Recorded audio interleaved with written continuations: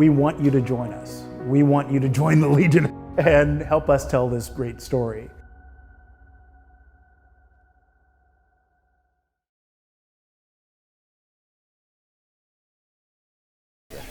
Second time's a charm, folks. Nigeria Chambers here, Big Gold Belt Media with the iconic Marvin, who you know, if he's attached to a project, it's going down. Here at San Diego Comic-Con 2023, we're talking about this new comic that, by all means, you need to be a part of it. This graphic novel already had 70K on Kickstarter. Still a long ways to go. You got time to support, but as we just already said, but now we're doing our second cut, Black history just continues and continues to amaze me. I'm a little bit of a history buff myself, but this story right here was something special. Yeah. And as I mentioned, when you are attached to a project, you already know it's going to have a certain level of intrigue, but integrity and a narrative that's powerful about community and our community. So going back to when you were approached for this, which is your level of excitement, and what parts of the element of the research that just really intrigues you? Yeah, well, I was approached with the project about 2 years ago.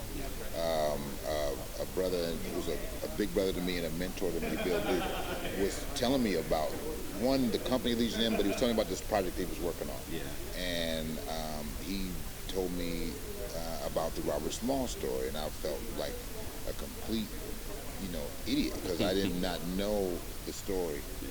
And I felt that, as a black man, I was very aware of not only, the history of slavery, but the history of Reconstruction, the history of Jim Crow. But this was a story that was beyond my knowledge. Yeah.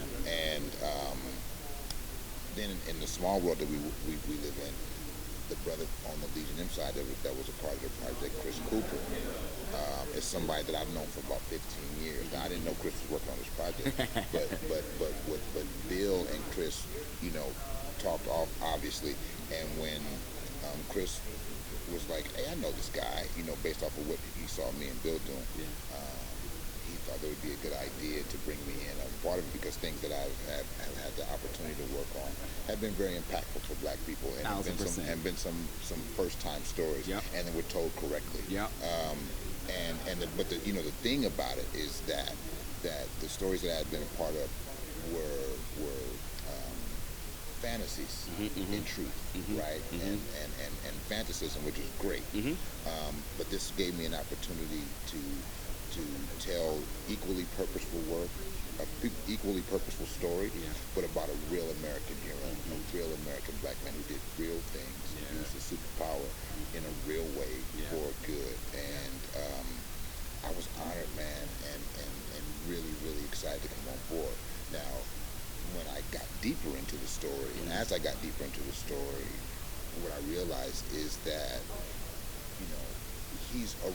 this brought me to the understanding that, okay, this guy's a real superhero. We celebrate superheroes in many facets and forms, colors and creeds, but this man was a real superhero for himself, his family, and ultimately our people. And you think, when I first got the story, the fact that he hijacked the slave ship was kind of like the apex, right? It was kind of like the climax of it all. Like, oh wow, he did what?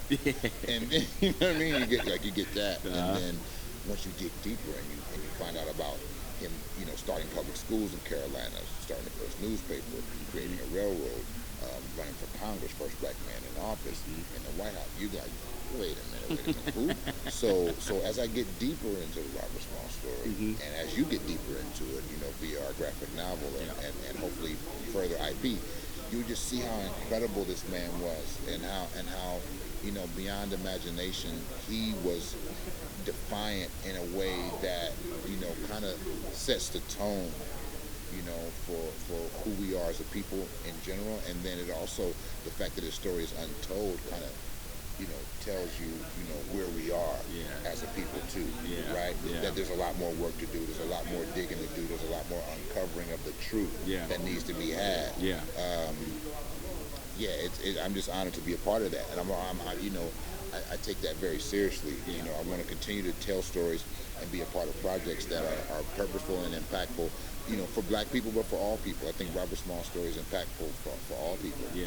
But especially our people. Yeah. You know, just like myself, we sometimes within our families, we like to keep our little family secrets very tight and dear. But I truly admire that now as a community, we all are making sure these stories get told, that the world gets told. And we're hitting them on every medium. And as you mentioned, future IPs. Yeah. As kids are starting to consume things in smaller contexts, in smaller doses, you know, if it's not like a 30-second reel or whatever it is that they're into now. The impact of this story is truly going to be a draw. Something that was said earlier is the Kickstarter is for the people. 70K showed up to say, I need to have this. Again, with your platform and your walk of life, everything you do, you carry a message and you build community. When you started to see the results initially, we haven't even got to the release that, but when you started to see the money coming in, when you started to hear folks desiring this, where did your mind go from that point? It's very affirmative. You know, we've been working on this for 2.5 years, but you know, this you know happened in 1861 or 1863, and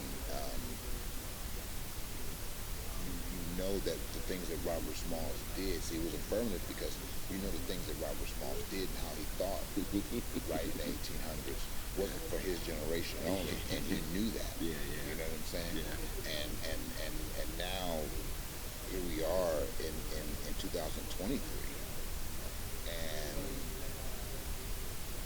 the story is more impactful at this particular time, right? I mean, it was impactful for the lives that he touched in his family and that time. But now I think the world over needs this story and needs a story like this. And we know, right, that we've learned in recent years, right, there's too much to bring up, how much we don't know, how much was hidden, how much was not said. Destroyed and suppressed. Right, exactly, and suppressed.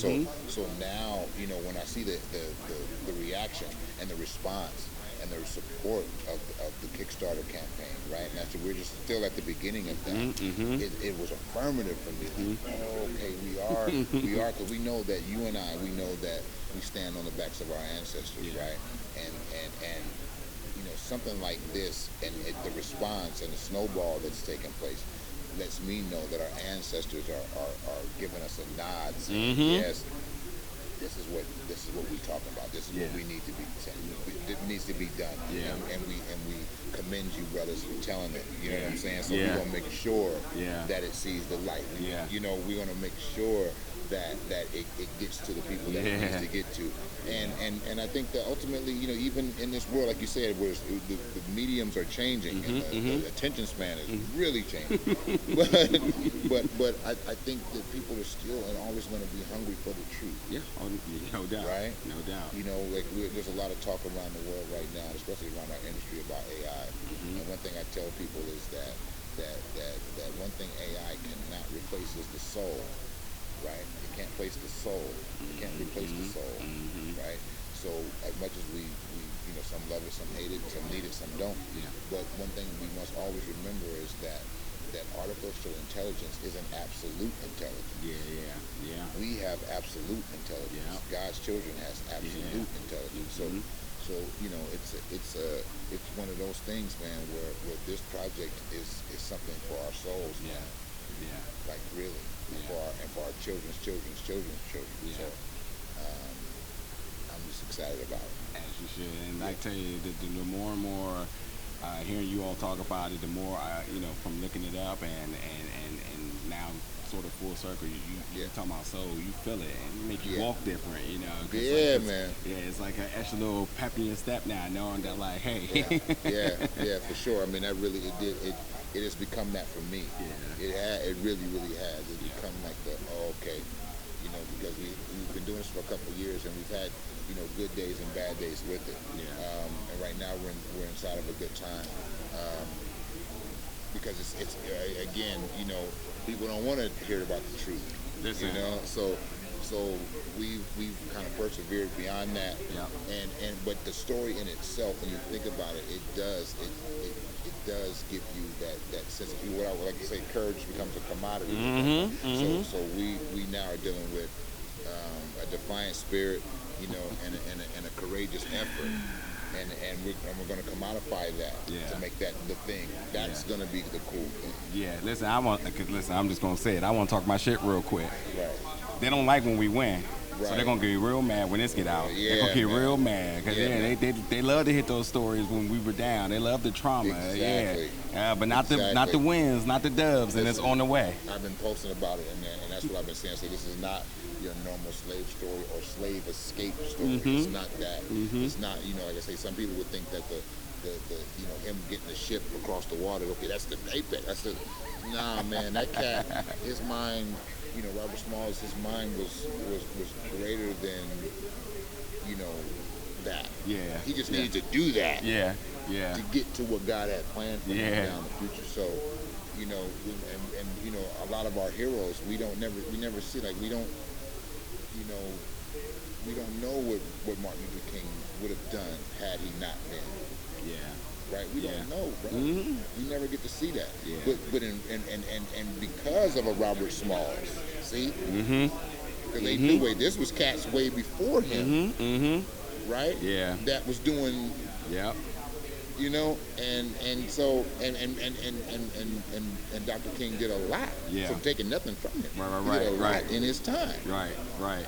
So it's just one of those things where you don't know, you know, what you can do until you do it. Yeah. And then, you know, if you look at this world, you know, they'll tell you can't do anything.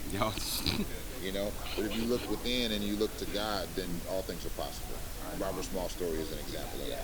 Love to hear it. Man, I appreciate your time and all you do. Again, I'm going to keep talking about the community you build around us and making sure that we're representing the way we are. I know it's a very difficult time for, you know, the actors and writers. Actors and writers, man. Stand in solidarity with them both. All my brothers and sisters in SAG, they're fighting the good fight.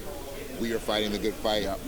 And it's just something that this too will pass, I believe. Yeah. Appreciate you both, man. You have a good rest of your con, my brother. Thank you, brother. No doubt. Thank you so much.